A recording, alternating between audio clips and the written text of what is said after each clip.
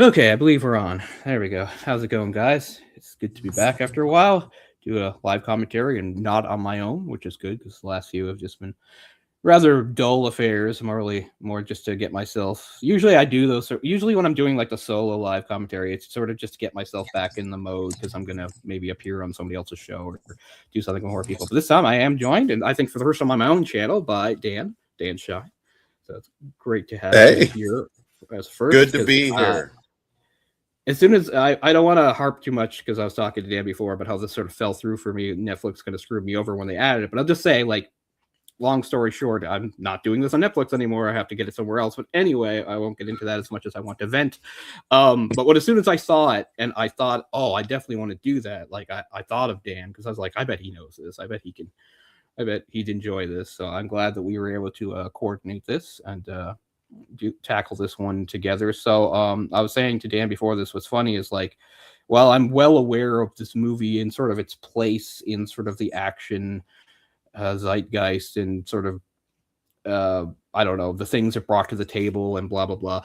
You know, like I literally haven't seen the full movie in like 30 years. Like I've seen clips and stuff, so I'm just excited to just watch it. Like I remember what the plot is basically, but I don't remember scenes beyond fighting. So like so what was your own experience with this movie as far as, I don't know, the first time you watched it or when you became a fan? You actually have the Blu-ray, so you know it fairly well. Yeah. No, I mean, this was Jeff Speakman, who this is not his first film, by the way. It's his first. No, he refers to it as first film, but it's technically not. Yeah. I'm sure we'll get into that. But yeah, his first big studio vehicle. And this is 91, so we're at a time where the action boom is huge. Everybody's looking for their next Van Damme or Seagal that's gonna really just explode onto the scene. And I do remember this film and Jeff Speakman fondly, so it should be a good time. Just for every giant action star, you had a Frank Zagarino or an Olivier Gruner, or everybody was looking for the next kickboxer to come in and maybe take Hollywood by storm. So it was a good time at the video store. There's so many options. Billy Blank, Cynthia Rothrock, did bigger movies in Asia, obviously, but there's just a lot of variety. Yeah, and that's how I watched it back in the day, way back, early 90s, was at the video store. I think maybe they were even playing, like, it's very, I wish you could play it here, but don't want to get dinged. Like, it's very memorable trailer. It has a rather amusing trailer that I enjoy a lot. I think they may even been playing that in the video store, and maybe that was what made us decide, because it's not like the name Scott Speedman would have meant anything to us. We're kids in the early 90s. But yeah, like you said, 91. It's interesting. Look, when you think like historical context, blah blah blah. When you look at the arc of martial arts movies, and then where they melded with action movies in the 80s and how they were the hottest thing. It's hard to believe that in 91, we're only about, I'd say, 6 years maybe away from it all sort of falling apart and being completely changed. Because we'll get into like why Scott Speedman did not take off as the next big action star. Jeff Speakman. Care about that.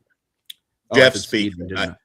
Yeah, I know what you mean, but I was saying Scott Speedman, wasn't I? Yes. Sorry, yeah. I'm sorry. This is Jeff Speakman. I like Scott Speedman too, but yeah, sorry about that. Hopefully, I won't misspeak. But anyway, is also like, even if he like things had worked out and he gotten to move forward, like the genre just died off super quick towards the end of the 90s, really, for a lot of reasons, and maybe we can discuss that as we go on. I don't want to talk too long before we actually jump into the movie, but if anybody's watching, maybe give them time to set it up to watch along. This is, as you'd expect, a short movie. It's not even 90 minutes. It's 80-some minutes. It goes by pretty quickly. So hopefully the version I'm renting is not going to hit me with ads. I don't think I get ads for stuff I pay to rent, so I hope not. But no, not if you screw me over, Netflix. Yeah, so I think we'll be good to go. So I'm queued up pretty much right at the beginning, just as the Paramount logo begins to appear on the screen, and we'll just do a countdown from 3, and we'll hit play, and we'll get into it, and we can share some more of the tidbits and background info and stuff as we go. So if people feel ready, Oh shit. Okay, I'll fix it. Jesus Christ. Yeah, I said Scott. Why was I thinking about Scott Speedman? I'm so sorry, Jeff Speedman. Well, he's got a hit show right now, I believe. So Okay, that will be rectified, but I can't do it on the fly. So people are just going to notice that mistake if they watch live, and I will just have to. I'll just have to fix it later.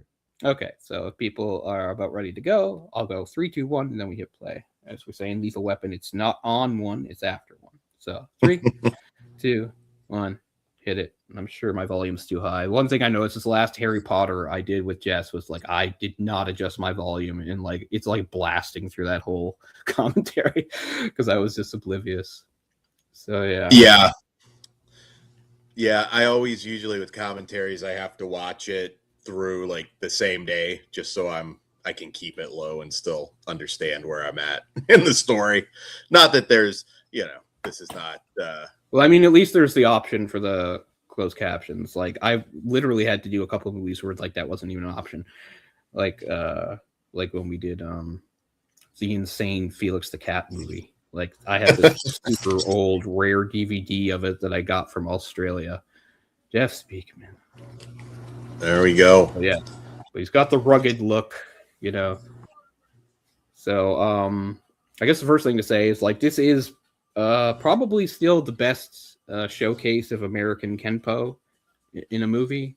As we said, there's probably maybe lesser known movies or straight to video stuff that might have some, but this was really that was the crux of the movie. It was like to make Jeff into a star and to showcase the martial art that he was most versed in and knew the most about. So this is not Scott Speakman. This is Jeff Speakman, born Chicago, 1958. A gifted and natural athlete who was a record-setting diver in his high school days, very gifted, was inspired by the television show Kung Fu, starring David Carradine, to become a martial artist. Studied which version was it? One of the pure karates. Oh, the Goju karate before getting turned on to Kenpo. I think he'd been at like some competitions, and somebody there had said, you should go see if you can find Ed Parker. It's Ed, isn't it? Ed Parker. Yeah, Ed Parker, who is the founder of American Kenpo. So this kata he's doing here is a mix of two different ones, one for a brown belt, one for a black belt. I don't know if I talked through it, but there's a part where he's doing sort of a slow hand thing. That's actually not really part of Kenpo. That's something else he put into. It's sort of like a tribute to another martial artist that he knew. I forget which one. I know he's known for American Kenpo. I'm sure there's a lot of differences, but is it just pretty much Americanizing, throwing in your own stuff to the actual Kenpo? I took Kenpo when I was. I mean, what I've noticed the most, because again, even if like I tried to get into stuff like him talking about it, but again, they're kind of flowery in their language, right? Instead of like getting into the guts of it. What I noticed probably is there's a heavier emphasis on punches. Probably with the American boxing influence. So there's a bit more punches. There are punches in karate, but still not so many. I think this is a more variety of punches and hand things. And it also does incorporate the whole self-defense angle in a little bit more. The idea of maybe being able to disarm an armed opponent and things like that, or even fight multiple opponents. And that's a couple things you'll see in the movie using real Kenpo techniques, supposedly, to deal with those situations. He's still very involved in American Kenpo. He was the president. Yeah, he started Kenpo 5.0 because the whole thing was Ed Parker told him. Ed Parker, of course, his mentor, was on set with him every step of the way of this movie and then died during the production of this movie in 1990. Yeah. So one of the things is that Jeff Speakman has said, I saw an interview from about 2 years ago, he said he has never watched the movie in full since because it's too emotional for him. And I think that's probably why, because his mentor died during the filming of it.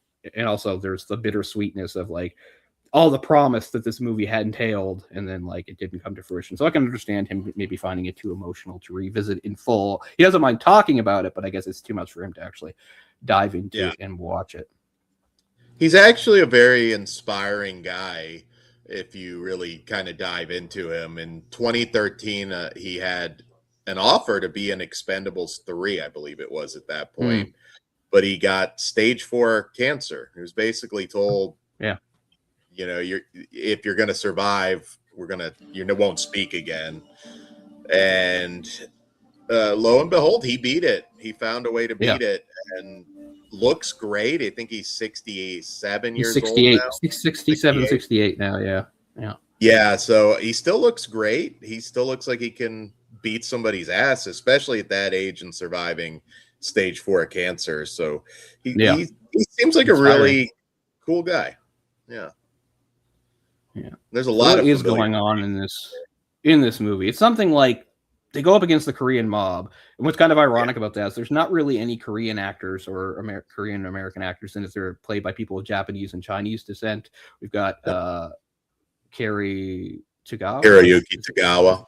Mm-hmm. Yeah, he's in there. James Hong, who was, a pioneer, probably, I would say, for Asian actors in Hollywood. I mean, he spent most of his career as just sort of the Asian guy. Like, you have to do that when you're breaking down barriers. Still going strong. He's amazing. Yeah. Pushing 100 and still acting. Yeah. I think this movie's ironic because he appears with Hiroyuki Tagawa, and James Hong inspired Shang Tsung, the famous villain that he plays in Mortal Kombat. So he's so good in that. Yeah. Do you like the 95 Mortal Kombat? I do. Yeah. I still think it's probably I did that better. With oh yeah, me too. I did that with Jay and Orc a few years ago. Yeah, I know Orc is a Mortal Kombat aficionado. Oh, for sure. We can't forget Mako. Mako, of course. Yeah, Mako. Who was all over the place around this time too. Like Mako's in Ninja Turtles, and he's in a movie with Chuck Norris. What Chuck Norris's movie is Mako in? God, I think he's in more than a few. Okay, is he in Sidekicks? Yeah, I was about to say Sidekicks. Yeah, I'd have to do the count on that because I want to say it's at least a few. Not 100% because God knows it went forever, but he might have even done a Walker Texas Ranger with him too. I'd have to check that. But I mean, not to knock the recently departed Chuck, and actually that's the last thing I did on the channel. It's funny, it was I wanted to do a tribute to him because he died. He just died, right? And I was I don't have any Chuck Norris movies. So I did Way of the Dragon because that's the only thing I had owned that he was in, which is still arguably his most famous role as his first thing, is before he became a star. But, having that fight with Bruce Lee, of course, was just an amazing thing. So I did that. But, I think about the kind of karate. It's not I'm not saying anything's more or less legit, but I think if you have been watching Chuck Norris movies throughout the 80s, and then you watch Jeff Speakman unleash Kenpo with this movie, you're holy shit, this is so much more fast and dynamic and impressive. I don't know. Yeah. I think he's a much more athletic guy than Chuck, for sure. Oh, yeah. No, I don't doubt that. I mean, Speakman was certainly one of the legit fighters that I was about to say briefly break out in Hollywood.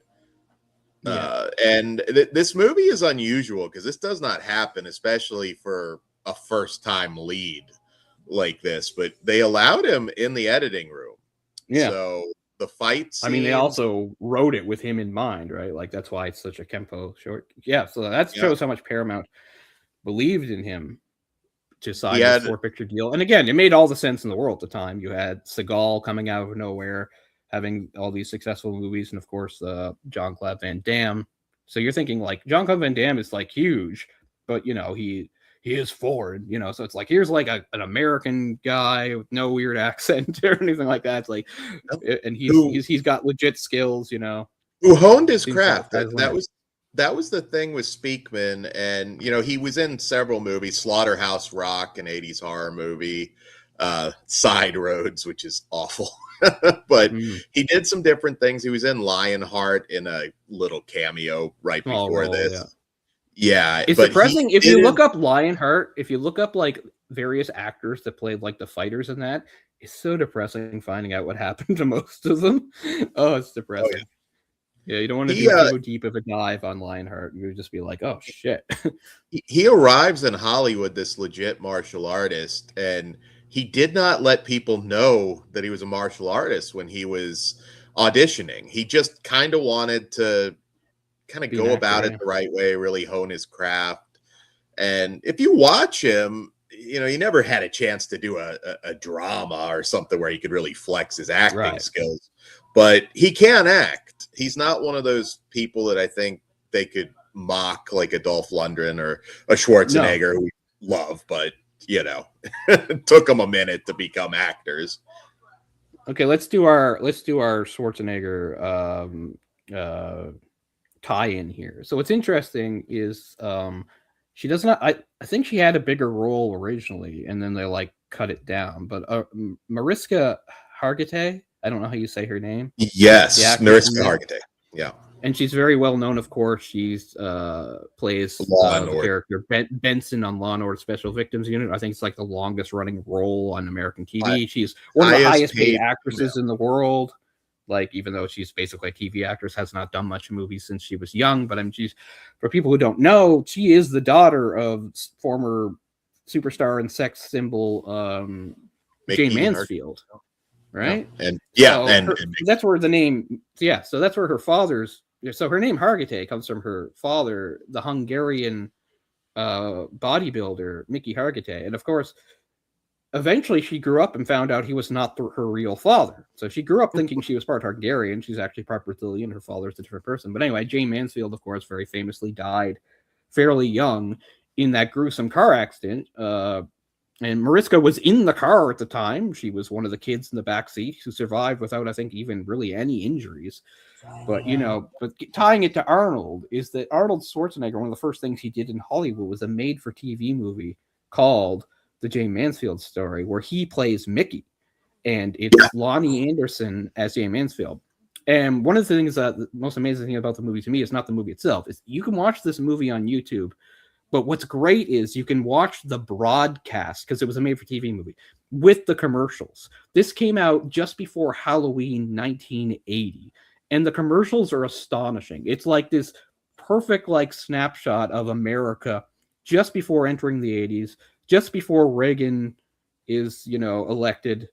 And a lot of the commercials are political ads. There's a bunch of Republican stuff. It's about getting a change in there. It's amazing. The movie itself is funny too, because like it's sort of fairly low budget and fairly exploitative. Like the way they like set up the car accident's quite gruesome. And of course, it's very early Arnold doing some really crappy acting. So find that on YouTube, people. Watch the broadcast with the commercials. It's incredible. So there's our little tie-in to the king of action, Arnold, who in 1991, of course, probably did the biggest action movie of all time.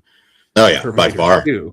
Yeah, it's funny. Like I think 92 is probably a better year for action overall, but 91's got its hits in here, and this is one of them. Oh, for sure. I mean, I just love that fight scene we just saw with the football player. Football. I just thought that was so funny. He was able to KO him. That three kick combo is really great. Yeah. He does it later again, sort of against the end boss in the movie. He does kind of the same 3 kick thing, and of course, it does not work because the guy he's fighting is so strong. But I remember you talk about the dragon, the past of the dragon and the tiger. The tiger is all brute force, whereas the dragon is more pensive and thoughtful.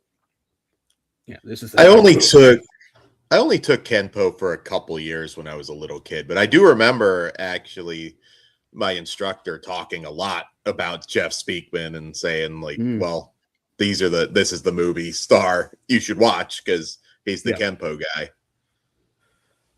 I would imagine I probably would not have been good at Kenpo. I took a few Kyoshin karate classes and I thought I'd do okay in it with my Taekwondo background, and I was pretty bad. I mean, again, it was only a few, so maybe I would have gotten better. But the thing is, like, I think I'm more suited to Taekwondo than karate. The simplest thing is like, it's a little more loose. Like, I'm not as precise as you're supposed to be for things like karate. Like, again, they want precision in every martial art, obviously. But when you think about like any kind of karate, you see like them all like doing the moves in sync. Like, I'd be the one guy who'd be kind of out of sync. I've never been great at that. Like, I'm not an athletically gifted person and my timing's off. Like, I was pretty good at Taekwondo, but I was also more, I guess you could say, loose. Like, I don't want to say sloppy. That's going too far, but so I imagine I probably wouldn't have done too well in Kenpo, but I don't know. I think I was just too big of a kid. I could throw punches and I was somewhat athletic, but yeah, I don't know. precision probably wasn't my strong suit. So I didn't go too far, but I did enjoy I mean, it. I was an adult when I started doing martial arts, so I'm not. That's one thing I regret. It's funny, as we were talking about the time period and everything. Like in '91, like martial arts was the coolest thing. The Ninja Turtles, ninja stuff had really come in and been everywhere. What's funny is I was like the exact target age for Power Rangers, and I didn't like it at all. Even my 10, 11-year-old self thought it was so cheesy and stupid, that I couldn't get into it. But like, I had one friend who did take Taekwondo, and I did other stuff. Like, I wish I'd fit something like that in back then, but I did hockey, I did soccer, I did swimming, I was a Boy Scout, I was in bands, I did debate, I did a lot of stuff. Like I did, and at the time I didn't wish it, but it wasn't until I was like older. I probably told this before on the channel, but what got me into martial arts had nothing to do with a martial arts movie or anything like that. I was about 29 or 30. My parents were up visiting me at my apartments for some reason, and I was killing time before we were going somewhere, and I flipped channels, and I put on the movie Kiss the Girls. And early in that movie, she's at like an adult kickboxing class. And I thought, yeah, I should look into that, because throughout my 20s, I'd gotten away from doing anything athletic, right? Like, and I destroyed my body the way I was living. I had a sleep disorder that I've never really recovered from, but I had a stomach issue. And also, anyway, I was underweight for a long time. I was in horrible shape. And it kind of hurt me to think how inactive I had become after, I was, I was never a great athlete or anything like that. So that's what got me into martial arts. That was my inspiration. I was like, yeah, adults can go learn stuff. So it was actually Kiss the Girls, and not some Jackie Chan movie or Bruce Lee or anything like that inspired me. I mean, obviously I was a fan of all that stuff. I was, but yeah. Oh, that's interesting. Yeah, I was going to say not a lot of martial arts in that, but no, I can see how this would inspire me. Yeah. Because the Kenpo sticks there. It looks like he's legitimately fucking people up. I mean, he really does lay it in, and he even talked. A lot of the blows did connect, not to the face, obviously, but. And again, that makes this different from a lot of American martial arts movies of the time, and even later. Is like, this makes it more like a more old school Hong Kong movie. So there's Rufio, of course. The only thing I could really remember from the movie. I had a big year. Name, but yeah, it's the same year he was Rufio, so it's like there's Rufio right there. It's not like that was Rufio 5 years ago. It's like it's the same fucking year. So yeah, big year for that actor. His name, I wrote down some of the actors. I didn't write his. I wish I could still interview Mako. I bet he had some great stories. And of course, we just lost Kari Hiroyuki Tagawa as well. So unfortunately, a lot of actors no longer with us in this. John Dye as well, who hasn't popped up yet. But Jeff Speakman, it's probably a good point to talk about it. He was figured in to be a huge superstar. He had, as you mentioned, that 4 Paramount picture deal. And after this, one of the films was going to be Speed. Now, he read the Speed script, and he said it was the best script he's read to date in Hollywood. And they were rewriting it specifically to be a Jeff Speakman. So that he could have fight scenes, yeah. Yeah, so basically, like, the bus would you could get off the bus and fight sometimes, yeah. He would have to get off, have whatever scenario the villain was throwing in front of him, and get back on at a certain time. And so it would have been a very different movie, but I do believe it would have been a hit, because I think the problem that he had, he's talked about this, he lost momentum. This movie did quite well. It grossed just under $15 million domestically. And between this and his next film, Street Night, which is not bad, it's a Canon film, but it's significantly lower budget. There were just so many movies and action stars hitting the market at that time. He missed his moment. Speed was going to be a Jeff Speakman film, and we all know it made a mega star out of Keanu Reeves and Sandra Bullock. So I'm sure it stings, but he still had a run. His stuff is worth watching. A Perfect Weapon, I think, is by far his best starring vehicle. Yeah. Oh, here he is, big guy. But it was the death of Brandon. It was the death of Brandon Tartikoff that really screwed him over, because Brandon Tartikoff was, a very famous, well-known executive. He was young, and in the 80s, he was like one of the heads of NBC, and he was one of the driving forces behind a lot of the success NBC had in that decade, a lot of the sitcoms, and breakthrough show like Hill Street Blues. I'm not saying he was the architect, but he was greenlighting these things and involved in these things. Anyway, so it was a big deal that when he left NBC, still a young man, only in his early 40s, to go to Paramount, it was a pretty big deal. So to have him suddenly die at the age of 48 caused this shuffling within the company and the hierarchy, and that's really what happened to Jeff Speakman, is that the people he had made deals with and promises with and stuff, they had gone on, and there were new people coming in that had their own vision for how Paramount should go forward, and he slipped through the cracks. And I mean, that's more common than you might think. We in Hollywood, obviously, we think more about the successes than the big successes and the big failures. We don't sort of think about the middle stuff. But this is kind of one of those mundane middle things. Like no big event happened that ruined his career. It was just, corporate regime reshuffling change. and regime change and bad timing and trends changing. And that just stopped the momentum. When you get a new CEO, they don't want to push the guy that they were creating from the previous regime. They always want to justify themselves, right? Yeah. They get the credit. They want to say, I've got a vision for things and we're going to do things my way. Yeah, that's how it always goes. Yeah. So missing a bit of the plot here, but I know he was talking to me earlier about the Korean immigrant experience, coming here and working hard. It's a lot kind of like some of the Chinese stuff on the West Coast too. How they have very insular communities. You see a lot of that stuff. I wish there were more movies about like the Chinatown gangs and stuff, because I've always found that very interesting. Like they'd have gang violence and people getting attacked. It was very insular. They wouldn't involve the cops because the cops weren't Chinese and it was an internal problem. They didn't want the cops involved and things like that. And Bruce Lee kind of ran up into that in real life, of course, when Bruce Lee arrived, because there were other Chinese immigrants in the US and they had martial arts schools. What the big thing was, this is not made up, it's true, they would not teach non-Chinese.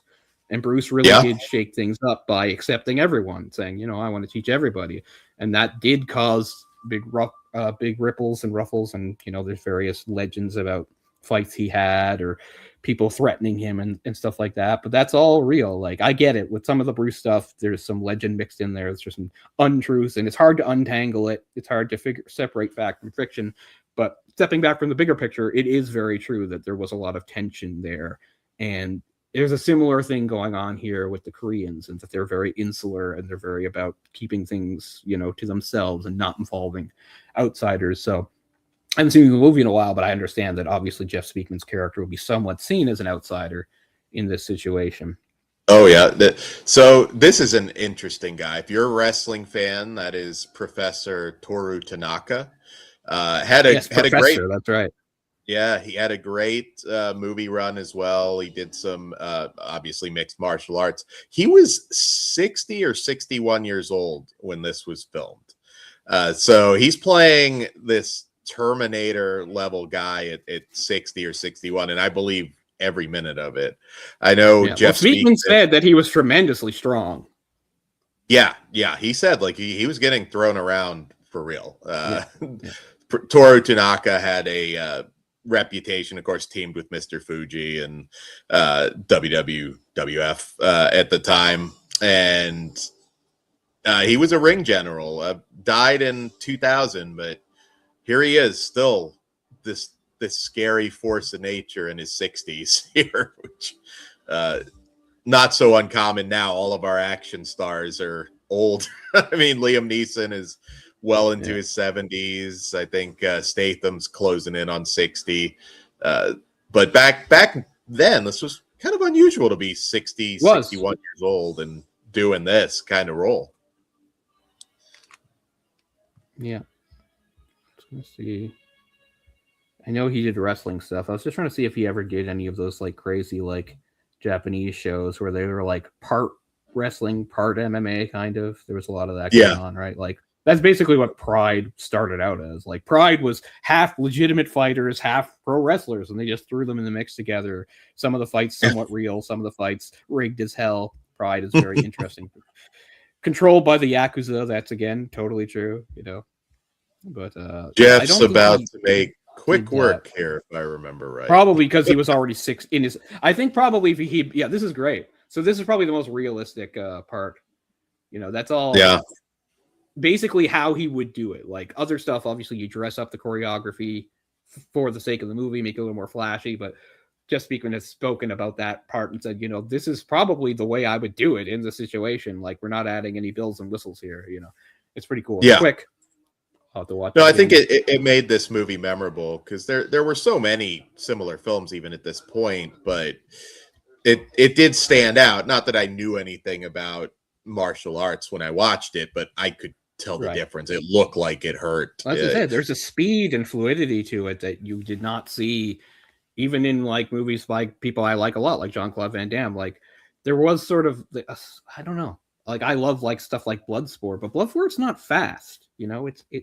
You feel the brutality in Bloodsport, but nobody in Bloodsport is very fast. Like this brought some speed in that, like, I mean, if you're watching Jackie Chan movies at the time, that's speed is all prevalent, but it's not so much in a lot of these American productions. And it's not because they didn't necessarily have the talent. Sometimes I just think it was just a different philosophy.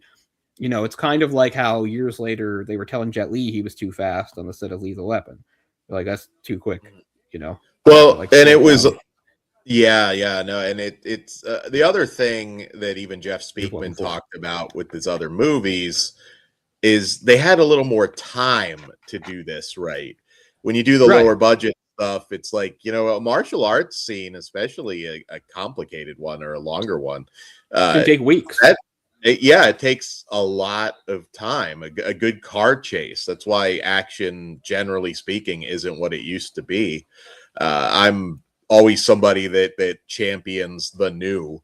I think we still get excellent horror movies today that are on par with older stuff. But with the action genre specifically, I am more of an old man. More often than not, it just isn't what it used to be. And, and we don't have the Jeff Speakmans. I don't know why studios are not more open to, like, let's find that charismatic UFC fighter, who are out there. Let's find this, Belgian kickboxer or something. Yeah. To try. I mean, there have been guys that have tried and it just didn't work out. Like, speaking of like an MMA guy, there was Kung Lee. I don't know if you remember him. Oh yeah. But Kung Lee was a very good fighter, and he basically derailed his fighting career in his prime because he wanted to break through in movies, and it did not work. He did some stuff. Yeah. He's in a movie where he fights like Channing Tatum. And of course, he's in a movie. The only movie I can think of where he's the starring role is a movie called Dragon Eyes, where like Jean-Claude Van Damme like mentors him, but it's just a really disappointing movie. It's just not very good, unfortunately. Yeah, unfortunately. So, I mean, he did give it a go. Speaking of Kenpo, like I couldn't find much information, but it said that like Stephen Wonderboy Thompson had done some Kenpo. He must have. He has a karate background, so I assume at some point he did some Kenpo too. He's a guy that was, good looks and everything and charming. And you wonder, like, he could have probably done movies, but he seemed more committed to the fighting, which is fine.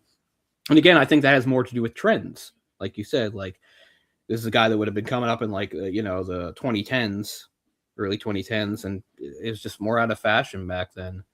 Like, we talk about what I would call false starts. Like if like this martial arts craze is winding down by the late 90s, even though it's still going strong with like people like Jackie Chan over in China and stuff like that. But like, as far as here goes, the landscape is remade in a slicker. It's interesting because I've talked again and again about like the Matrix and how it was cool that like the Wachowskis respected that kind of stuff and brought Yen Wu Ping over and everything like that. And yet they sort of inadvertently made a more sort of artificial kind of action that became all the rage in the 2000s that did employ martial artists, but I don't feel like it showcased them properly. Like a lot of those 2000s movies, the Western movies, have a lot of, and like, like Donnie Yen is in there doing the second Blade movie, but there's just not enough screen time probably. I mean, Highlander Endgame. Anybody I can talk about.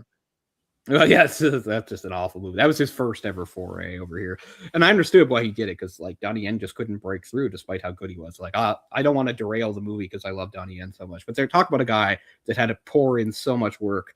Like, it wasn't until he was like in his 40s that he finally broke through as like a mainstream guy, despite the fact that going back to like the late 80s, he was incredible. Like, oh yeah, sometime we'll have to do a Donnie Yen movie. Like, he's in his 60s now, and like he elevates everything he's in. Like, John Wick 4 is great, but having Donnie Yen that should be the spin-off movie. That should be the spin-off movie is his character. Right. So here he's what at a Korean dojang. They say dojo, but it's technically dojang. I'm a Taekwondo student, so I know that. So yeah, I love that he's fighting in the jeans too. That was a big thing. He and Patrick Swayze doing the kicks in the jeans, the tight jeans. I should also say for anybody out there watching this right now, you can get the Blu-ray for $13 on Amazon right now. I'll have to do that. Yeah, because the more I'm looking at this movie stands out as really unique. Like I said, like despite the fact coming in '91 when all this stuff was all the rage, it's different. It's faster. It's more brutal. Well, and he a takes closer to a lot of the the foreign movies would be. Like I think this is like again, there's a few movies that I think really had to inspire the '95 Mortal Kombat movie, because one of the reasons I think that Mortal Kombat movie is so good is because it's really Hong Kong style action with a lot of the actors really going for it. And you had some people that were part of that scene that brought it. I can't remember who names anymore, but the guy that played is it Keith something? He was in the China O'Brien movies. His name was Keith something, and yeah, he was either Scorpion or Reptile, So he'd done that, of course.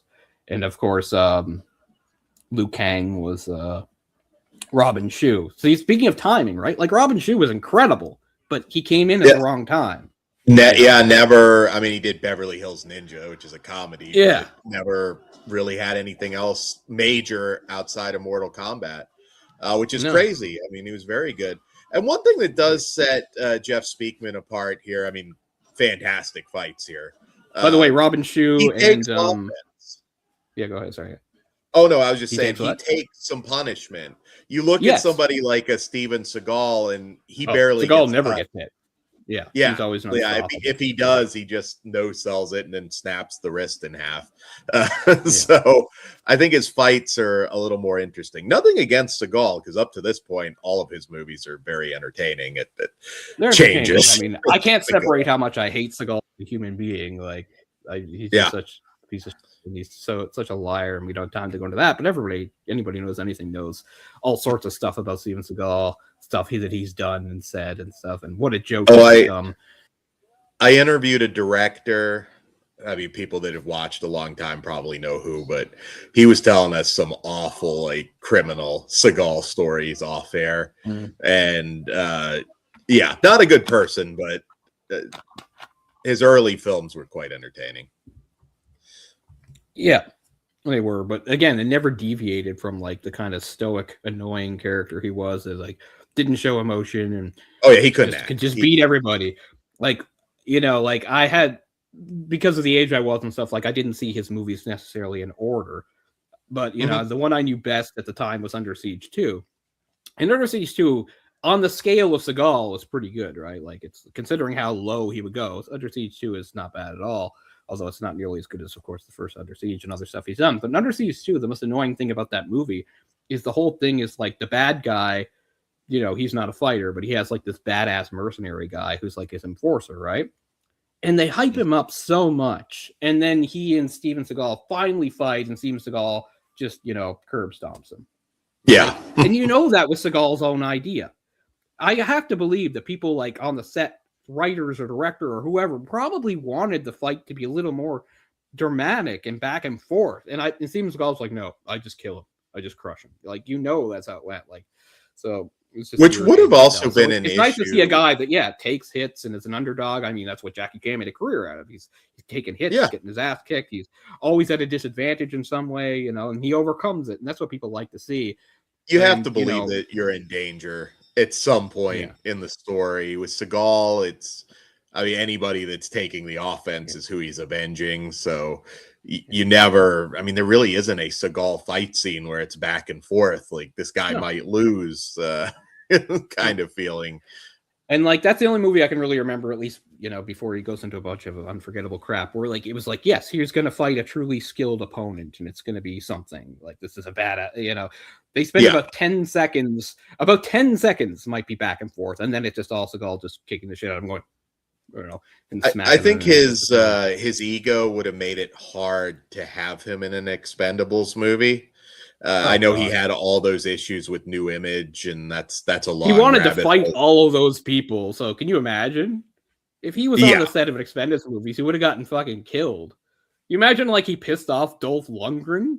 Can you like holy like I get it. Steven Seagal is a big guy. That's the one thing he had going for him was like he was never like ripped or in great shape like the amazing physique of somebody like a Van Damme, but he was a big guy. He was like 6'4". He was in at least at reasonably good shape. But I mean, still, like realistically, like Dolph Lundgren would have fucking taken his head off. I assume if he made him mad enough. Well, there was that famous story where he claimed he could escape any chokehold. The I Gene believe it LaBelle, was. yeah. Yeah, LaBelle. and Gene LaBelle, he was not able to escape it, and apparently shit his Some pants. say he shit himself. I don't know. But yeah, I can believe Gene made that happen. It's funny. It's like Gene LaBelle supposedly had like such a like despite that tough guy thing, like he wasn't that type of personality at all. Like Gene LaBelle was not confrontational. He was very polite. He didn't swear, and he didn't go around talking about kicking people's asses. So you have to imagine like how annoying Steven Seagal had to be to get him to actually do that. Because like everybody said like Gene LaBelle, you know, that was not really his thing. Like he wasn't interested in talking about how tough he was or whatever like that. And somebody like Seagal would never shut up about it, which is pretty funny. Because I mean, that's the thing. Like, he had that supposed rivalry with Van Damme. Van Damme just always laughed it off. It's like it doesn't matter. Like Van Damme's like, I'm not trying to prove I'm a tough guy. I'm an actor and an entertainer. I am a martial artist. I do take myself seriously as a martial artist, but that doesn't mean I go around thinking I can beat everybody up. That's not what it's about. Like, so it's just like a misunderstanding of martial arts, and that's what kind of makes me sad about a lot of MMA. Is I feel like they are taking a lot of the honor and respect out of it, just cheapening it to a bunch of trash talk and bullshit. Well, I mean, you know, I'm in the pro wrestling business, so I'm not saying this is a slight, but it is becoming more pro wrestling, sports entertainment in the presentation. Well, I mean, the thing about pro wrestling is it's all, although some people I think love to just forget. Yeah, I mean, it is understood that it's just like theater, you know. So like they're playing a character. Yeah. I mean, a lot of the wrestlers aren't that good, so or acting or performing. So sometimes the characters they play are very close to who they are. You know, I saw the Hulk Hogan documentary. It's like 5 or 6 parts, and it is true that like at a certain point they just sort of melded. There was no difference between Terry, whatever his name was, and Hulk Hogan. You know, he was just Hulk Hogan all the time. And some of that is just societal pressure and expectations, and some of it is an ego going out of control. You know, this is a good bit. The crock pit here. I don't want to. Interesting location too. Yeah, I mean, unfortunately, there's not like an audio commentary for this. I would love one. But yeah, very, very distinctly 90s.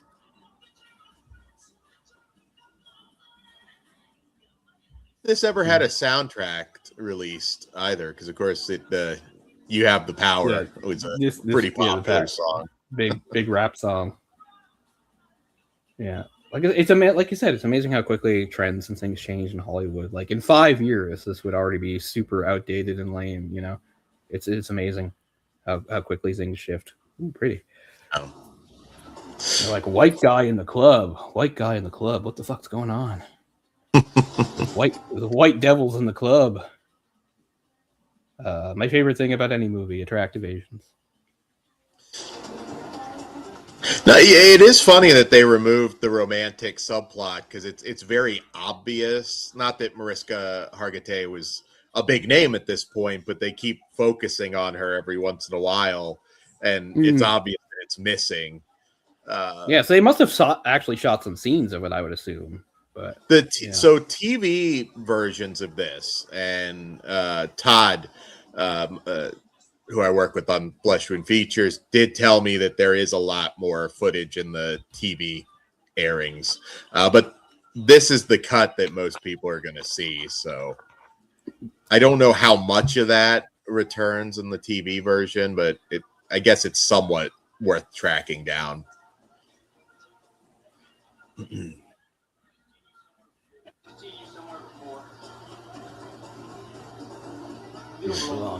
Punk. There we go. That escalated quickly. It all looks so good. It really does. Yeah, it's edited and yeah, I mean, he didn't do all the choreography by his own. Rick Avery was the fight coordinator. Rick Avery had a Kenpo background himself, so obviously that helped. I'd imagine Rick Avery did quite a few films back in the day. Eventually, we're going to see James Liu, who's a Chinese American actor. He's sort of, I think, the end fight in this. He was a really talented guy with, I think, a Taekwondo background. He'd played some small roles over there. The same year, I think, all in the span of the 1 year, he was in this, Double Impact, and which one is it? Rapid Fire. Love both of them, but love Double Impact. Yeah. So, did you know that, like, for Double Impact, they came really close to casting? She's from Wayne's World. Tia Carrere. Tia Carrere, like they were super close to casting her, and then like Van Damme overrode it himself because he felt like the character should be a classic blonde, which really made no sense considering the context was like you're in Hong Kong or whatever. And that just bothers me so much because we could have had like amazing and nude scenes of Tia Carrere in 1991. Like Tia Carrere for me is like is the like absolute babe of the 90s. Kind of obsessed with her. She is still beautiful. I don't think. I'm sure. I've met her. I know she's a very good singer too. Still a lovely lady. Yeah, but I don't think she's ever done a nude scene. But if she had played that role, she would have, because there's like that weird dream sex scene. It's so cheesy. Yeah. But part of your reason, even for 91 season, then you find out when you watch the movie, well, part of it's because it's not actually happening. He's imagining it, right? He's imagining his twin brother getting it on with the girl he loves. So it doesn't actually happen, but we still see it, and we see her boobs and stuff. It's like, could have been Tia Carrere. Damn you. That bothers me. But yeah, I've got a nice addition to that. You've seen these like the retro style. Yeah. I've still got to get the 4K. I love Double Impact. Double Impact's great. What was I'm a big stuff? Oh yeah, Replicant, and yeah, he's done the. But also things. like the same year, I think either the year this came out or the year after that is the same year like Jackie Chan did Twin Dragons, where he plays twins. It's like, what is going on with this twin martial artist stuff? And it's not as much, but it's one of my favorite really low-key Jean-Claude Van Damme movies, which is high. Is it High Risk? No. Shit. This one with Natasha Henstridge. Oh, Maximum Risk. Maximum Risk. I think that's one of his low-key best movies. Like, it's not full of action, but it's, I think it's because I like it's Ringo Lam, isn't it? The director? Yes. And I'm a big fan of Ringo Lam, so. No, Maximum Risk is very technically he plays twins in that too. It's just like the twin brother is kind of already dead, so it's just like a flashback. But still, he does play twins in that as well. But I always recommend that one. That's like my low key recommendation for Jean-Claude Van Damme's. Like, it's not great action, but it's solid action. It's not an amazing story, but solid. His acting skills as an actor. His acting skills definitely improved. Well, somebody like a Seagal just never did. But Van Damme, some of his later movies, when you get into like Assassination Games and some films like that, I mean, he can actually act. A little more grizzled. Helped him. I love his performance in Wake of Death. You remember Wake of Death? Wake of Death, In Hell. There were a lot of films. I like Wake of Death. In Wake of Death, he's like, I think he's an undercover cop that becomes addicted to heroin, and it's really good.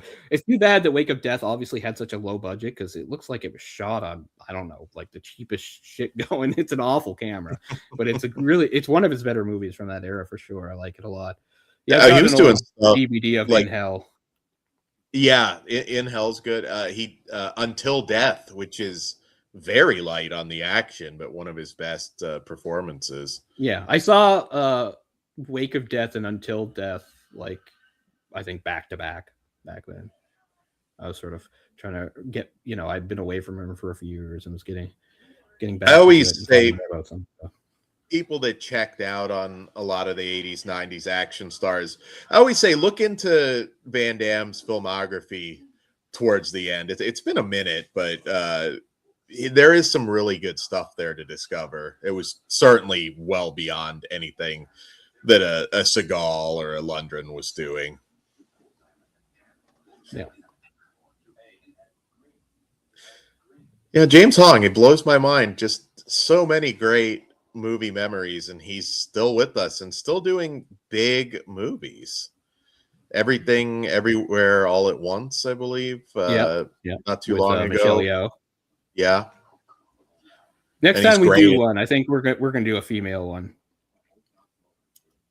Because I have to say, I love Michelle Yeoh, of course, but those are the one like as like a lot of these movies are getting Western releases now on like 88 films and Eureka and stuff. Like obviously I'm happy to build up a collection of Jackie Chan's movies and things like that, but I always look for the female stars first.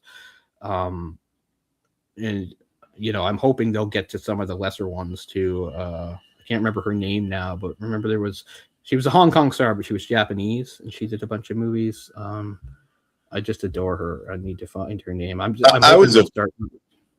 I was a big Cynthia Rothrock guy. I mean, even like I said, the American movies are not on par with their Asian stuff, No. obviously, but I always thought she was really talented. Also very funny. She was really talented. I have to say I'm not really that much of a fan of her. I've always found I've liked other people in her movies more than her, but still, she holds her own. Like I've got like her one starring movie from Hong Kong, the Lady Reporter movie, which is an interesting movie and a lot of things. It's funny because like they changed the director about halfway through and there's reshoots and she's wearing a wig and her hair is changing all the time. And there was a whole part where they thought the movie was over and they were like, it's not enough. So they added a whole new ending and stuff. But the best part of that movie is there's a fight scene with an uncredited unknown Thai kickboxer who like to this day, like nobody knows who the fuck he was, but he was like amazing. And the director was like, I watched the commentary. He's like, Cynthia was like terrified of this guy. He was big too. Like Thais are small, but this guy was like probably about 6 feet, I'd say, which is really big for a Thai. So he was like a monster. And and she's fighting him in these cool like heels and stuff. Like the rest of the movie goes on after that. I think that was supposed to be the original ending fight, and then they added more with a car chase and stuff, and it's not bad. But like that fight is so good. But like as far as her like charisma and stuff, and again, I get it. We're watching it. She's dubbed. It's a what's the word I'm trying to say? Not Mandarin, the other one. Anyway, it's that language, and she's dubbed, so it's hard for her to really come across. Cantonese or Cantonese, thank you. Yes, I don't know why I blanked on that, but and I'll also say this too. Like my favorite, like if you want to go back to like the old school, like the 70s, my favorite martial arts star of the 70s isn't Jackie Chan. It isn't Bruce Lee. It isn't Sammo Hung or Gordon Liu. It's now I can't remember anybody's name, but it'll come to me in a second. My God, I can't believe I always do this. I set myself up and then can't remember what the fuck. I can't remember anybody's name. Hold on a second. Jeff Speakman here, actually using an object, creating distraction. He doesn't just one-man army everybody. I'm still here. Don't worry. Just taking some things. I can't believe I blanked on names. But yes, my favorite 70s martial artist, not the best, but my favorite is Angela Mao. I'm okay. Obsessed with Angela Mao. Like I dream of like she's still around. Like she has a restaurant in New York that she hangs out at, that she owns. I always think of going down to New York and trying to track her down to talk to her, but she speaks very little English. Even though she's lived in the US for like 35 years, she still barely speaks, which is fine. But I wish that I had some Mandarin so I could talk to her, but I wouldn't want to bother her either. But yeah, she's like I think about 75, 76. But like she is my favorite martial artist of the 70s. Like she's not the best. I get those guys have more talent than her, but I just enjoy her the most. It's too bad she didn't continue really in the 80s, but that was her choice. And I mean, she already had a really great body of work, so she doesn't have to have any regrets about it. And other people did somewhat pick up the torch. Oh yeah. But I just adore Angela Mao. She's amazing to me. Cliff mentioned she shoots straight. Yeah, I've got that. I really like the Filipino girl in that. Again, that's another person that disappeared. She's like one of the bad guys in it. She's a Filipino martial artist, and like she's the one that's featured um, on the cover of that in a lot of ways, as if it's like she's the star, where actually she's the bad guy. It's kind of funny. Let's have a look here. I'm pretty close to my movies. I'll talk a little bit about Jeff Speakman's other films. In fact, these are a couple DVDs. Now, these aren't on par with Perfect Weapon, but they are fun. Land of the Free, which has a villainous William Shatner that Nice. Jeff Speakman does battle with. Yeah, Also, and didn't he train him a little? I think Shatner also did some Kenpo in his day. yeah, So did yeah. Elvis Presley. Body Armor, which I believe he pops up in Body Armor. I could be wrong on Body Armor. I have to double check that. But yeah, I think I might be wrong on Body Armor. Nice. Which has another title that I can't remember. Like a lot of these have have alternate titles. But yeah, if you take the slipcase, yeah, literally, it's Lethal Lady. That was its other title. Okay. Just like the Cynthia Rothrock I was talking about, Lady Reporter also was called Blonde Fury, which was her nickname in Hong Kong, the Blonde Fury.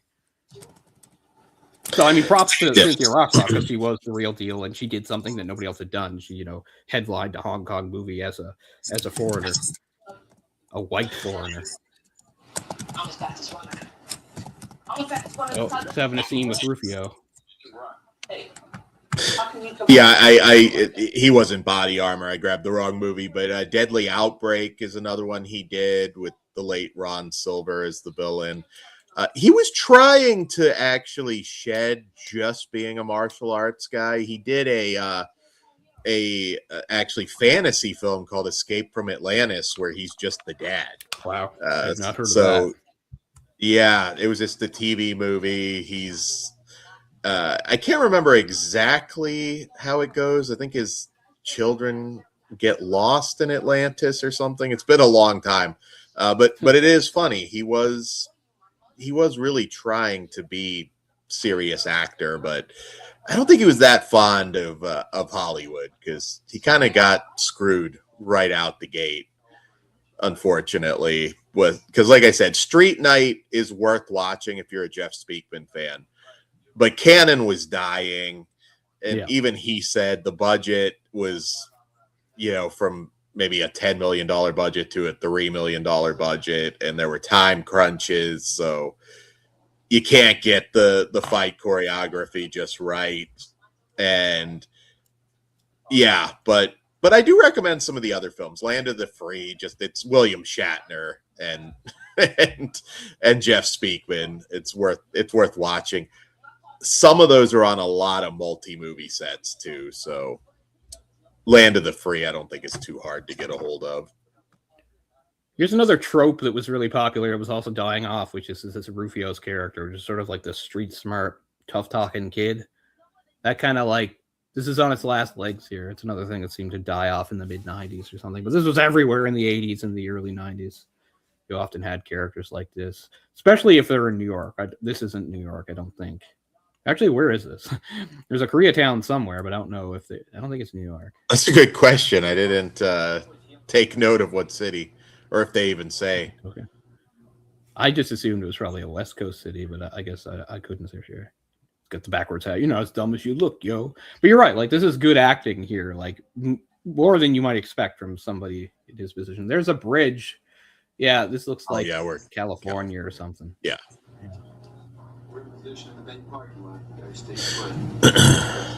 I've lost track of what they're trying to do.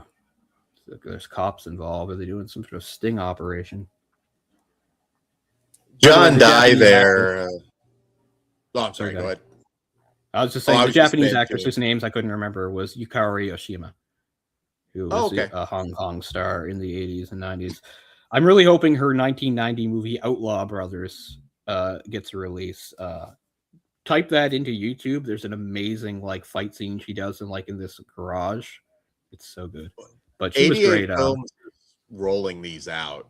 Yeah, so I hope they get to her because I have not seen any of like her starring movies. Like she's an angel in '87, but like she first came over, she's one of the many, many, many performers in the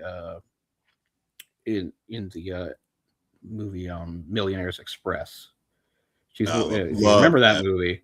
Yeah, I mean that movie's just got everybody and everything, and that's like her first movie. She's one of the samurai in that movie. Mhm. But John Dye everybody there. in the world is in that movie except for Jackie, which works out really because people say like some people say it was just Jackie was too busy. Other people say he and Samo were fighting at the time. All I can say is it's probably for the best. Like there's so many people in there, you can't cram Jackie in there too. It's fine without him. I really think. Yeah, I don't think they need it. That Millionaires Express, if you guys are taking notes, definitely check out. This actor here, John Dye, sadly he passed pretty early. He's actually known for a more wholesome show called Touched by an Angel. I know Which, that show. Yeah, I remember. yeah, that he was show. on that for a long time, but they're hiding in the car for some reason. I've lost what they're trying to do. they're trying to catch Tanaka, Professor Toru Tanaka. Yeah, Sadaka's people, do they control this bank? I think that's the bank. Okay. They own the town. Christ, lady.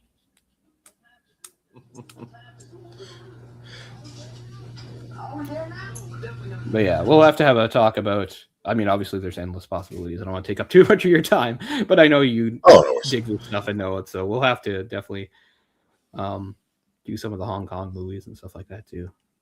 Yeah, there's a lot coming out right now.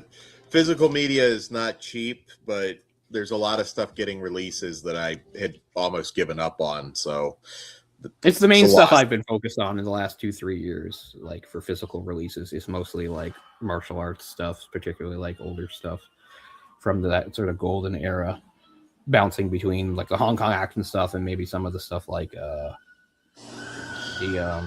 gun fu stuff, and then, of course the classic wuxia.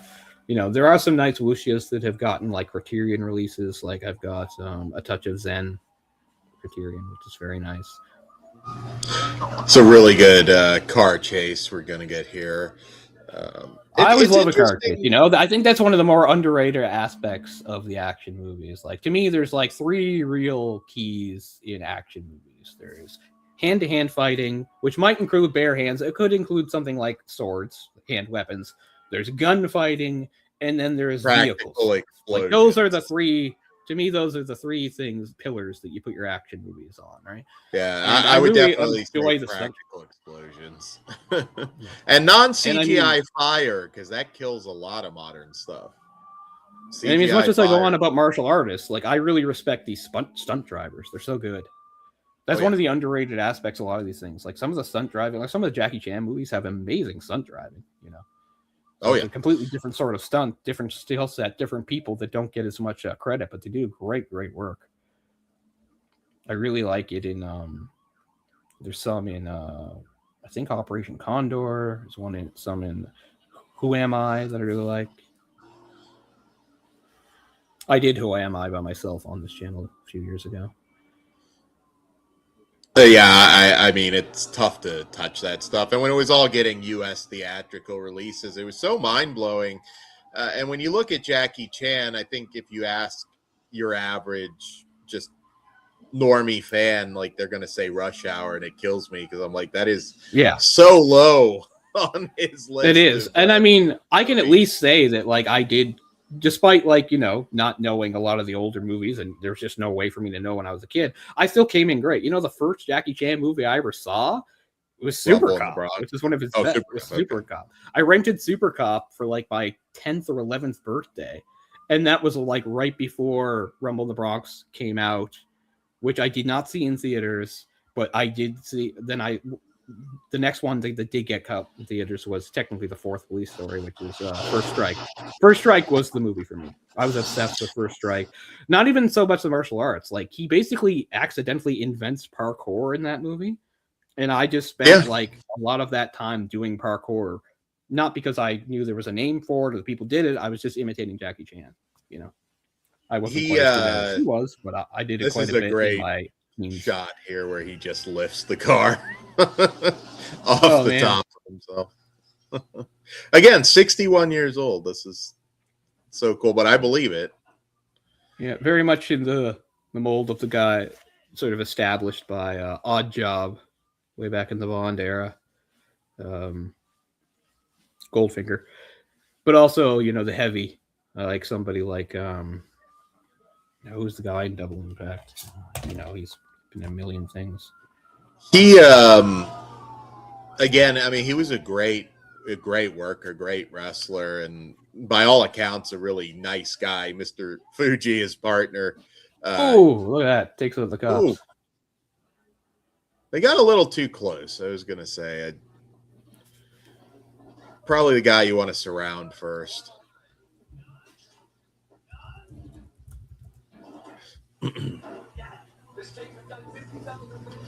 It takes Jeff Speakman a little while to really get the best of him too. It's, in fact, again, vulnerable, because if he wasn't called off, he was ready to cave his skull. It's like, look at that. He even shrugs off the second one, brings him down.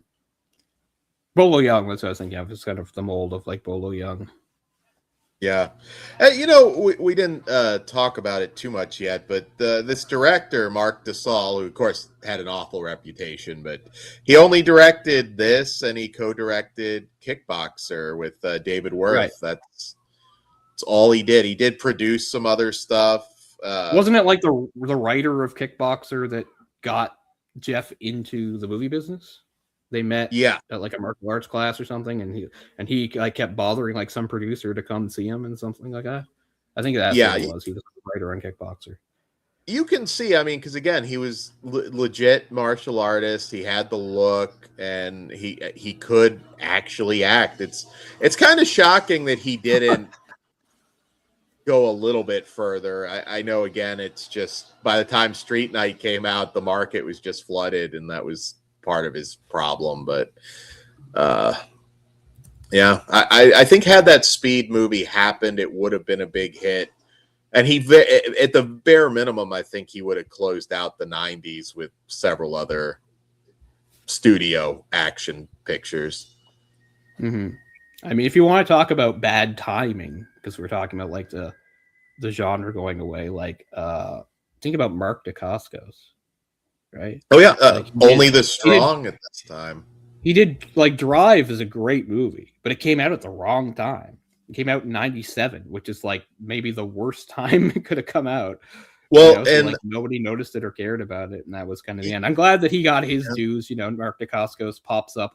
He's been in some He was in John Wick 3 with a really good fight scene. The John Wick movies, I will give credit for the casting. I mean, Mark Dacascos, who's awesome. I mean, Scott Adkins. I can't remember the character name. Scott Adkins with like a fat suit doing his amazing spinning wheel kick is so good.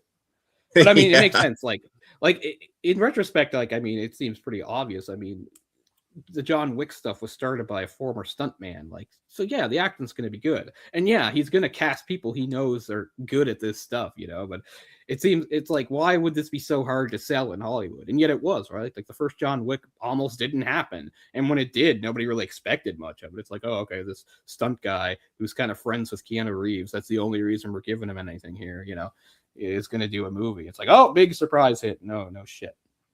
Have you Keanu he had another level. It's amazing how Keanu's went too, because people talk about Speed. Yeah. I mean, yeah, but he was an established actor before Speed, but then Speed. He was. It made him the action star. I mean, his career certainly could have gone a different direction. But have you seen The Furious yet? Point Break? No, I haven't. But I mean, it's just amazing if you're Keanu Reeves, because you're an established actor, you're pretty good, and then Speed is massive, and then a few years later, The Matrix makes you even higher, you know. And then you're getting older, and it's like, oh, it's winding down, and then John Wick happens, and like the last 10 years, he's like everybody's favorite actor, and he's just a good guy, and you wish good for him, because despite the fact that yes, he's had the Hollywood life and stuff, like he's had some bad things happen to him, man, like rough things that I don't know enough people know about, like losing a kid and having his girlfriend die, and I think his there was something that happened to his sister. Yeah, like I mean, Yeah. rough stuff. Like, so No, maybe some genuinely people nice think, "Oh, I guy. trade traces with him in a second." Like, maybe not if you had to take all that emotional baggage and trauma he was went through. So I mean, he's a guy Well, that he paid his also dues. lives. He doesn't live the Hollywood lifestyle. In fact, I No, think he gives away a lot of his money. He lives. I don't want to say humble. I'm sure we'd all love to, yeah, you know, live but like no, he does. he's much But more generous than a lot of these people. Like, there's a story, you know, which John Wick was it? It was one of the ones, you know, he bought like motorcycles for all the stunt people and stuff like that. But yeah. oh, exactly. I mean, I'm not trying to be. I don't know. I don't. They're making you look like $1 million. Uppity Canadian that does that, but I mean, it is. He is very good, because I mean, it's not like there aren't Canadian assholes, because there certainly are. But we're very proud that Keanu exemplifies what we come to expect. I do think that it is true that Canadian, if they become big like Hollywood stars, usually are more grounded because of their roots. Also because Canadians don't grow up with the same idea of show business that Americans do. Americans have been sold, because of old Hollywood and stuff, this idea of being in Hollywood as like some grand artistic tradition, you know, the Oscars and the pageantry. Canadian actors and things grow up knowing it's a job. And like, yeah, you can go really well, but at the end of the day, it's a job. And now, of course, I think there are Americans that are grounded like that and know that. But I do think Canadians have the advantage that they didn't have to grow up necessarily in that environment. Like, that's why I was really admired, like Michael Fox. Like, Michael Fox was one of the biggest stars in the world for a while, and he never bought into it. Like, he had his own problems and stuff, but it wasn't to do with, you know, buying into, like, you know, Michael Fox was never like on the set telling people they couldn't look him in the eyes or anything like that. You know, he had his problems and things, but it wasn't like that kind of shit.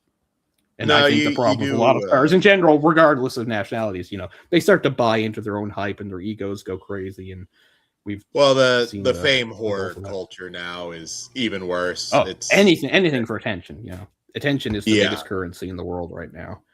That's why I don't know. That's why I like to do stuff like this, because like I get it. This is a small channel, even smaller than other channels I'm on, but I don't know. It's nice to put something positive out there. So much of the internet is just clout chasing and rage bait, you know.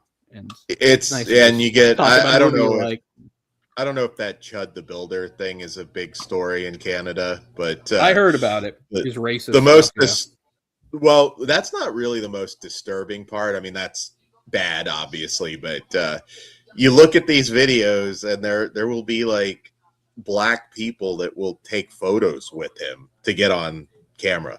Like, it's the wildest thing. It's like, why would you? He's an asshole. Why would you do that? I know. But famous for being an asshole, because that's what I mean. That's what we've seen. You look at like a Jake Paul or somebody. It's just like, I have no talent or whatsoever, but I am willing to do whatever for attention, and that works. So, you know. Yeah. Wow, Rufio has a lot more screen time than I was expecting. He's all over the place. Like, what do? They cut poor Mariska out so they can focus on Rufio. It's more about his bonding with this kid. Like, she's it is a little bit awkward too, because you do still have like the long stares with her, and it's not even particularly a stat. I mean, you see her at the beginning, obviously, but it might have been the right move removing it. I don't know. I would have to see like the cut with all of that in it. I would imagine even Speakman said, look, this is not why people are going to see this, so let's just trim the fat a little bit. I love those sticks. It's a leather couch, though. I don't know if I destroy that. You don't think too much, but I mean, at least they're getting some screen time here, because like when you think about these sticks, it's the Eskrima sticks, which is from a Filipino martial art, which is something that people like me would know about, not because of martial arts, although of course I got into that, but I knew a long time was because that's Nightwing. Batman. Nightwing would fight with Eskrima sticks, and he also, for the period of time, which in real life was a very long time, when Barbara Gordon was crippled by the Joker and was in a wheelchair, she learned Eskrima so she could still defend herself without, being able to use her legs.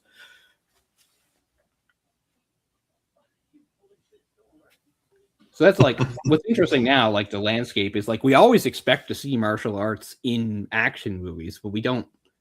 I don't know. We don't seem to view it's almost like we take it for granted now. It's like people watch like the Daredevil show and we watch it and we like the fighting, but people don't seem to talk enough about like I mean that's why the Daredevil show's so good is because now it's the Disney one's not quite as good as the Netflix one, but it's still pretty close. The Netflix one, its fighting is so good, like it just gave me hope. I was gonna say that early Daredevil, I know it just came back and everything, and I haven't really watched, but that was some of the best. It's worth watching. Stuff made, yeah. Well, to me, it is the best, at least as far as live action go. Like literally, if you can count the new one as part of it, I don't know, but at least those 3 seasons of Netflix, that is my favorite live action show of all time. Like it blew away whatever expectations. Like Charlie Cox is everything that I like. His voice, his man. Like I've never seen casting that good for a comic book character than him. He's on a higher level than everybody else. Like he's just so close. Like his voice and everything. Like I literally hear his voice when I read the comics the same way like I hear Kevin Conroy's voice when I read Batman. You know, like he's that much. He is Daredevil to me.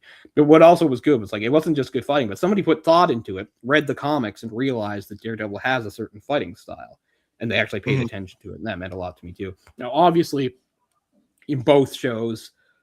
And just like in the MCU, it's slightly more realistic than on a comic book. So yes, Daredevil in the comic does not get hit as much and is a little more acrobatic, but you know, that's splitting hairs really, you know. You have to do what translates best into real life. So the fact that Charlie Cox's Daredevil takes some hits, I don't have any problem with, you know, that's just part of the thing.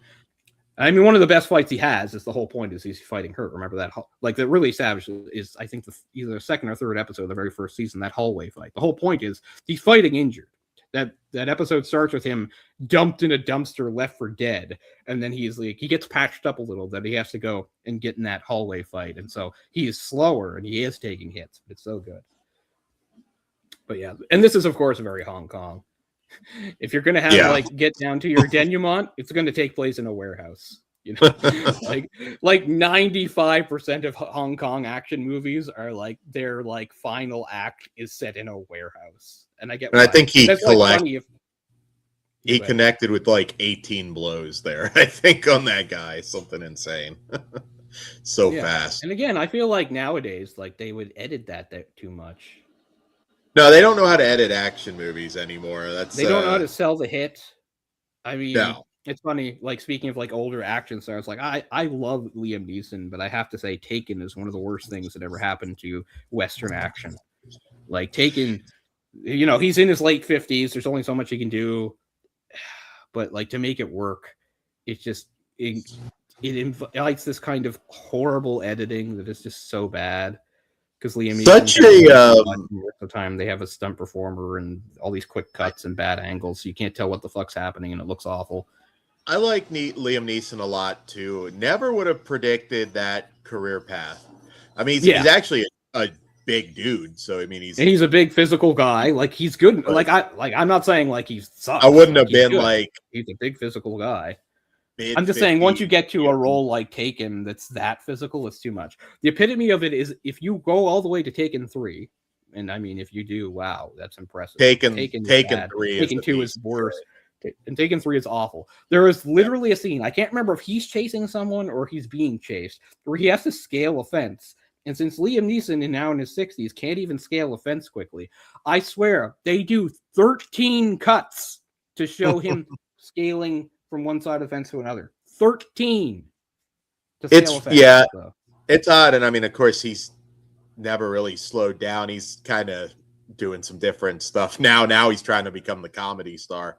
But who would have thought? I just don't quite get that. We don't want to create a new action star kind of attitude, like, you know, traditional. Because I do think we could have another boom like this. It'll never be exactly the same because, of course, a lot of kids now, movies aren't even a big thing. But like I said, I think there's been some false starts. The biggest false start for me was in 2003 when I saw Ong Bak. I was like, oh shit, this is the new guy. This is it. Tony Jaa, I saw that in theater, and it was incredible. And it's not like Tony Jaa's movies sucked after that, but I don't know, everything lost steam in the 2000s and people just didn't really care. And I was just like, Tony Jaa's incredible in that movie. Like, oh, and I mean, he's still going strong, but it's like, why didn't we get like immediately like, all right, let's sign this guy up and he's gonna kill James Hong. Actually, I remember that he doesn't. The punishment was just the crime, so he beats on James Hong, but he won't kill him. So it's kind of nice too that like he won't kill the bad guy, even though there's the chance. Of course, he's about to get interrupted by the big heavy here. I was gonna say James Hong is spared, but not. Well, no, the other guy, it's a fight. It's different to get in a fight, but like he's taking the path. You know, it's like I could kill you, but I won't. Which I know seems like a cliche, but I don't know. I still appreciate it. Because I think too many times when things happen, and we're so numb to fictional things, and so like we never really think about what it would really be like in real life, or if you're in there. It's like, but you're not worth it like that. But it's like, how many people in real life really would have that restraint? You're in that situation. He's done all this stuff. Like a lot of people just would kill him. They kill him. I mean, ordinary people that have never killed anybody. No, but they'd be like, this guy deserves it. I've got to do it. So I always like when you show a character that actually shows that. And I get it. It's not real. You can write anything. He can be the most saintly, perfect character. But still, I just appreciate it. Just the same way, like, is like we've seen the cliche of so many movies where, like, I don't know, is this a supernatural or sci-fi thing where, like, maybe a bad guy takes the form of, like, I don't know, your dead father or something like that. You know, you see that all the time. It's like a doppelganger or a monster or an illusion. And we all know it's not really them, and the character knows, and we're just like, shoot him. But it's like, really, could you really do it though? If it really looked like your dad, if it really looked like your mom, you know, like I don't think you could really, you know. Well, so we don't get mad at those characters. So it's like we know it's not, just shoot him. But I mean, I don't know. We're just conditioned to killing somebody. The same heavy kicks there. That's what he did with the football player. Same 3-kick combo there, and this time he gets knocked over. This guy would have been a good football player, good linebacker. Yeah. Killing somebody's pretty heavy. I mean, I've known people that have been in the military and have killed, but you know, self-defense, but it still weighs on you. It's not something, you know, hopefully you can make it through life without having to do that. And I mean, I'm amused by plenty of movies where people kill without a thought because that's part of the movie. I get it. But I mean, in this movie, I like that they're going for heart. Like he's a fighter. He's a tough guy. He's seen stuff bad, but I like that they do give him the path of like, I won't kill. Again, I get it. It's in a lot of movies, but still, it's something I do appreciate. He's a pretty good character. Pretty good fight scene too. Kind of strategic, trying to take the guy's limbs out. Because imagine that's how you have to approach him. That I didn't pay enough attention to James Liu's screen time because James Liu is really good. Yeah. But also speaking of, in a way, of Tony Jaa and stuff like that and false starts and making things like, I remember like, you know, when Keanu was learning martial arts, I think around the time of Matrix, like Tiger Chen was like his trainer. And of course, you know, he gave Tiger Chen a starring movie. What was a Man of Tai Chi? Mm-hmm. That kind of went nowhere. But I really like Tiger Chen. And you've probably seen it, but you've seen Triple Threat? Yes. So I love Triple Threat. And what's funny is like Triple Threat's got Iko Uwais from The Raid. It's got Tony Jaa. And then the third kind of more forgotten guy is Tiger Chen. But he's my favorite in that movie. And he's like 46 or 47 in that movie. And he's just so good. Like he's so fluid. Again, as a martial arts fan, I really appreciate those three guys with their different backgrounds and styles. And I always thought like they're probably the tougher ones, but I just love Tiger Chen's really smooth, fluid, obviously very Chinese based, you know, flowing, artistic. It's so good. I love that movie. I recommend that movie to everybody. It's so fucking good. Of course, Scott Adkins is the big bad in that. You have some real life MMA fighters in there. The mercenaries. Michael Bisping's one of the mercenaries in there. He's not too bad. Oh, there's a good death. Nothing beats an old school full body burn. Oh, look at that. That's a great explosion. Yeah, it's weird now, too, because we're getting like these unlikely action stars. I mean, who would have called it that Bob Odenkirk would be one of the big action stars? I know. That is crazy. I mean, you could have I mean, just throwing a beach ball and it at Hollywood and it would hit somebody a little more credible. Not to say I've actually heard normal's kind of fun, but it's just weird. I don't know. I don't know if some of that is they think people relate more to the unlikely hero and they don't Yeah, want to maybe. create, not most of us don't look like Jeff Speakman or Right. or a Dolph Lundgren or some, and I don't know if that factors into it. But here we go. Finally cool with his dad, I guess. And there she is again. Miss Beverly Hills, 1982. Mariska was a beauty. Yeah, for sure. Still is, but yeah. I mean, she's like, I think about 61, 62 now or something. Something like that. But yeah, I wish she had got more screen time. Yeah. Does she even have lines? Like, she's in the movie making faces. I can't even remember her having lines. Nope. I mean, it's just kind of a long stare. I mean, I guess that was just like, well, we can imply that they've got something going kind of deal, but that's all. And we're going to end here, of course. Film dedicated to Ed Parko. Ed Parker. I said Ed Parko. I was looking at Kenpo. It's Parko. Yeah. Yeah. And if Ed you Parker, born Honolulu, 1931. What's funny is, like, if you trace back, like, how he learned Kenpo, like, one of the masters he learned from spent, like, his last years, like, in San Quentin for not murder, but inciting one of his students to commit murder on his behalf. It's pretty crazy if you go down that rabbit hole. I do highly recommend. There are, and I Philip wish I Tan, knew about it. He's been around. He's been in stuff. Yeah. There you go. Stunt Fight or Rick Avery. Yeah. Yeah. Look up the Scott Adkins YouTube channel. There's a good hour interview that he does with Jeff Speakman. It's from about 4 or 5 years ago. And I think he's done some other stuff, some other interviews too. Because like I said, he's still very involved in the martial arts world.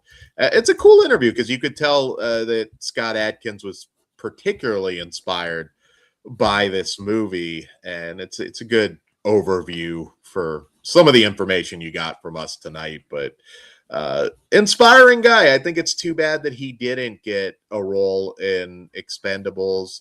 I think that franchise kind of lost its way because I would have loved to have seen a Don the Dragon Wilson or a Michael Dudikoff pop up in there. And at the beginning, it felt like that's what they were doing. So we had Gary Daniels in the first one, and it seemed like they were really trying to do that. But it's a crime that they never got a Cynthia Rothrock to pop up in Expendables. It wouldn't have cost them any money to speak of with that kind of budget. And yeah, I don't know. I think it is important to highlight some of these direct to video action stars of this era, because I'll tell you, like Perfect Weapon, I think is a genuinely really well made martial arts film, but even some of the lesser ones, the ones that weren't working with giant budgets, I will put up against a lot of modern stuff. They just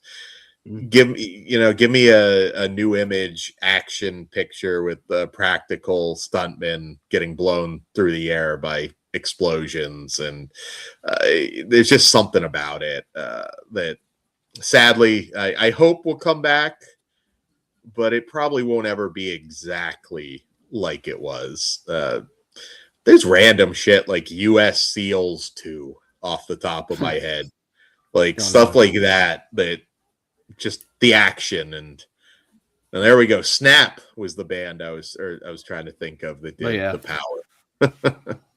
But yeah, I found a lot of those sort of lesser known movies on like Tubi's Release Resort or something like that. Like I watched a movie from like the early 2000s called The Kick, and it's not like a good story or anything, but it's like one of the best Taekwondo showcases you'll ever see. If you want to see like flashy, like the flashiest Taekwondo kicks around, like it's incredible. Actually, there's also a girl in that who must have like a Muay Thai background. I think she's Thai, and she's in it too. And she pops up in one of the Undisputed movies. I can't remember which one. Whatever one is in Thailand. Is that Undisputed 3? I was 3 was my guess. Yeah, I've seen them all, but I think it's in 3 he goes to Thailand, and I'll just say, yeah, and there's a part where like at that gym there's like this girl with her hair in her eyes that people like make fun of. That's the same girl. So she's like, again, it seems like in a different era she would have been like a cool marketable action star. She was tough as nails and really good Muay Thai skills and stuff, and she was a really good contrast in the movie The Kick, because that was her style, and it's this family of Taekwondo practitioners who are like, fighting against these bad guys for some reason. Anyway, I totally recommend that movie. Again, it's cheap looking and not great story, but like the fighting's legit and really cool and fun to see. But I love that movie because there's so much irony going on. Not The Kick, I'm talking about Undisputed 3, because so you've got like so of course you have what's his name again? Blanking on names, but you know who I mean. Michael Jai White. Michael Jai White, right? So part of his backstory is like he was briefly an MMA fighter and then he had to retire, blah blah blah, and they tie him into the real MMA world. They have like a thing with Quentin Rampage Jackson like yelling at him on a laptop screen and stuff like that. And he's in Thailand training, and who's that in that heavyweights in the movie with him too? Anyway, he was a UFC heavyweight at the time, and he did pretty well. And he's playing sort of a version of himself, and the whole thing is like he's not taking his training seriously. He's like fucking around with prostitutes, and he's doing steroids. And then the whole thing is like, I'm going to inspire you to like clean up your act. And then he gets hurt, and Michael Jai White has to take his place in the fight, this big fight in Thailand. What's funny, of course, is that fighter, I can't remember his name, it'll come back to me later, like in real life, like right after that, like popped for steroids and got a big suspension and stuff like that. There's also a really hilarious cameo in that movie with Tony Jaa as himself being the biggest star in Thailand, where like he's at his gym and suddenly Tony Jaa as himself comes in with his big like entourage all around him. And he's like, yeah, he's got like shades on. He's like, oh yeah. And he's pointing at Michael Jai White, and Michael Jai's like, oh great, he thinks I'm Rampage Jackson. And the guy next to him goes, no, he thinks you're Cuba Gooding Jr. It's actually really funny. And Tony Jaa's going, yeah, Cuba. He's like, Snow Dogs #1. Like for a not very well written movie, kind of, you don't expect like the funny gag, level. It was actually quite funny. So I'd like to see that again. Michael Jai White too, like I mean, again, bad timing, right? Like, yeah, he would have a few years earlier would have been. And I should say, Michael Jai White has made some bangers if you go through his catalog, and some good stuff even recently. But yeah, I mean, he had acting chops and was 100% believable that he could end you. He would have been top of Hollywood. He should have had a Wesley Snipes level career, and unfortunately, this didn't happen. Didn't happen for him. Universal Soldier: The Return at just a little bit too late. I saw that in theaters, man. I saw Spawn in theaters. I saw Universal Soldier: The Return in theaters. Yeah, and you look at it's actually funny too, because that there were those two Universal Soldier movies. Actually, I think shot in Canada. It was going to be a TV series. Yeah. Brothers in Arms. We had Burt Reynolds in those. I watched those. I remember they came on like Showcase or Bravo or something back in the 90s. So I did see them. Those those unofficial made for TV sequels. That was the era of the kind of the backdoor pilot, and then they turn it into a movie if it didn't take. But I did very much. They made a Time Cop show, right? They made a Time Cop show around the same time. Yeah, that was also shot in Canada. They made a RoboCop show, shot in Canada. They made The Crow show, shot in Canada. They made a lot of movie spin-off shows in the 90s in Canada. Yeah, there's some people forget, like Total Recall 2070. It's like in, I believe that was Canada as well. I kind of missed that era of syndicated TV. Some of that stuff was actually very good. A lot of good adventure type stuff. In that Xena wave, stuff being done in Australia, New Zealand, Canada. Like, it was just really I don't know booming. why I didn't watch Xena. I didn't watch it. I guess it's just because I wasn't a shows person. Like I'm not now. I wasn't then. Like I not too many shows I watched. But now I think like Xena probably is the type of thing that would have appealed to me. I'm a big fantasy person. And that's a pretty rare thing, right? Like I mean, yeah, it's gotten bigger now. You know, I think the Game of Thrones show opened up the door for more Well, of that fantasy stuff. But before and that, it Game was of much more neat. Thrones. Game of Thrones is amazing. Don't get me wrong. Like I love Game of Thrones, but there was something about like 80s fantasy, 90s fantasy, even. It's Oh just a yeah. little bit different. I don't These are quite. conversations and things I've said before, but yeah, the 80s was the golden age of fantasy. It died in the Oh, 90s. That's why something like Xena was so unique. Because the 90s was like that was your dead. Like fix. Yeah. obviously, you know, the double whammy in 2001 of Harry Potter and Lord of the Rings, you know, brought fantasy roaring back. But in the 90s, Mhm. it was basically a dead genre in TV and movies. But the 80s, yeah, I mean, I've just loved so many of those. And because people talk like the 80s was like a golden age for so many things like slashers, various action flicks and stuff. But for me, the other big one is like fantasy, particularly like dark fantasy. Well, and Tia Carrere came up earlier. I mean, she was in Relic Hunter. There was just all kinds Yeah. of interesting syndicated. See, that was a Just show I watched multi- just because I loved her. Like, I didn't really give a shit about the show. But yeah. yeah, speaking of like another show of that era, like the Highlander show, right? Like, I never watched it, but I had friends that were obsessed with the Highlander show. They didn't even care about the movies; they just liked that show. I'm a big Highlander fan. There is another Highlander coming out. Henry Cavill, Dave Yeah, Bautista is playing the they're really trying to Kurgan. make it work. Obviously, you Russell know, Crowe is in the Sean Connery spot. I don't know if he's supposed to be the same character or years not. ago, Jay and I did. I don't know if I don't think it's on my channel. It might be on his. Jay and I did like the shitty second one, the quickening or whatever. But I would like to just do an ordinary commentary of the very first one. That would be fun. Yeah, yeah. No, for sure. I think I'm hoping that does well. I do really like Highlander. That's just I was the right age. I had the sword. I had I had all kinds of stuff. Got I to just meet love how Adrian. like artistic that movie was. Like it was very stylish. Oh You yeah, know, yeah. I don't want to keep us here forever going on a million different tangents. That's my problem. Oh, We no can go on worries. to something else. Yeah, But you know, the 80s was when, you know, for so long in Hollywood or whatever, there was only sort of like one pipeline for directors. The 80s introduced a new way to get in music video directors, right? yeah. And that's very much what happened with Highlander. And you see Highlander, and it's so stylized. There's like a scene where like the bad guy, I think he's chasing somebody just through the hallways of some derelict building. It's supposed to be like I think an abandoned building, but it's all lit up in like red. The doorways are like glowing red for like no reason, just because it's like a stylistic choice, and it's so badass and cool. And one more thing I'll say about that is like the third Highlander movie. Is the one I watched the most recently. It came out in like what 93 or 94, and it's kind of the last gasp of like movies like being thrillers or actiony, but having some sort of like weird sexy vibe to them too. They really do, like there's a Yeah. really like long and I won't say graphic, but a really long For and a detailed mainstream sex movie, it scene in was. that Yeah, I movie. know it. Like those, Yeah, yeah. which was all the rage in like the late 80s and the early 90s. It was just normal. Like, okay, now the two leads are just gonna get it on. And instead of like cutting away, no, we're gonna make a whole thing out of it. Again, it's not porn, it's not softcore, but still, it's closer to that than you might think. And it's kind of surprising, like, because modern movies don't do that. Like You if still it's had it going into they might Endgame make too. out a little bit. Yeah.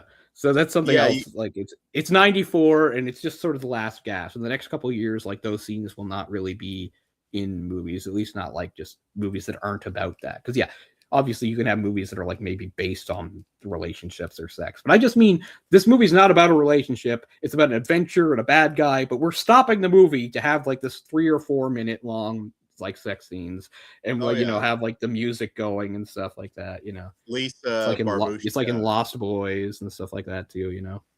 Lisa Barbushka in Endgame, I remember they had the gratuitous sex scene with Adrian Paul. I'm not complaining because there's some beautiful Right. women in the Highlander movies. For sure. But yeah, those were all events for me because I remember going to see Highlander: The Final Dimension, the third one, with Mario Van Peebles as the villain. I remember, that was a huge event movie because first one I believe I got to see in a theater, and yeah, I will say Highlander 2. Watch the Renegade version. Yeah, because it cuts out the stupid alien shit. It is funny because people have argued with me over that over the years. Like, well, why can't they be aliens? And I'm like, I get it. I'm not saying they can't be, but Highlander is still kind of rooted in more of a fantasy feel. It's very hard to combine those things. Like Indiana Jones, like, yes, I realize aliens are pulpy, but that was kind of a mistake. No, I think. I agree. Like, I didn't think I didn't feel like it felt like it fit either. I'm just like, God damn you, Spielberg, your obsession with aliens. And here's Spielberg's next big movie. Aliens are coming. Man, he loves that. How many more of those are you gonna put out? The aliens are coming. That could be his last movie. He's about to turn 80, and that we did not. Is his father still alive? Spielberg? His father was alive like last year, and his father's like 102. Oh wow, I would have assumed not, but maybe he is. No. Yeah, long life. I mean, I hope we get another Spielberg movie, but I don't know. He might just kind of call it now. But speaking of movies, like I haven't been to the theater since 2024, which is crazy, but it's true. And like the last time I tried to go was last summer. I tried to go to the Superman movie, and I couldn't get the seats I wanted. And even though, which one thing I hate, I'm not going to go on a tangent, but that's something I hate about modern movies now. I just like first come, first serve. I don't like going and finding out people bought the seats I wanted. And then I was like, fine, I'm here. I'm still going to do it. And then like it wouldn't swipe my gift card, and I left in disgust. So that's the last time I went to the theater, and I didn't even go to the movie. So I haven't actually seen it. And the other thing is, like, I'm usually a pretty prolific movie watcher. My movie watching has ground to a halt in the last like month and a half. This is the first movie that we just watched that I've watched in like 2 weeks, maybe. It's weird. Wow. So I'm hoping this will get me going. I just have not had the attention span for it. Like even a 90-minute movie, I've just been like, I don't want to commit to that. I'll watch a rerun of King of the Hill, or something like that. I don't know why. So I'm hoping this will jumpstart me and get me watching some stuff again. But anyway, we want to still overstay our welcome on this. We'll keep it tight. So thanks to everybody that joined in, and yes, I realize the info is wrong. I will correct that so that when people watch this in the future, it is not Scott Speedman, it is Jeff Speedman. But anyway, thanks so much to everybody tuning in, and hopefully Dan and I will get to get together and do a few more of these in the future, some fun action stuff, because it's something we have in common. So thanks to everybody for tuning in, and we will see you all next time. Yes, there we go. Once again, I lost the button. Okay, thanks a lot, guys. Have a good night. See ya.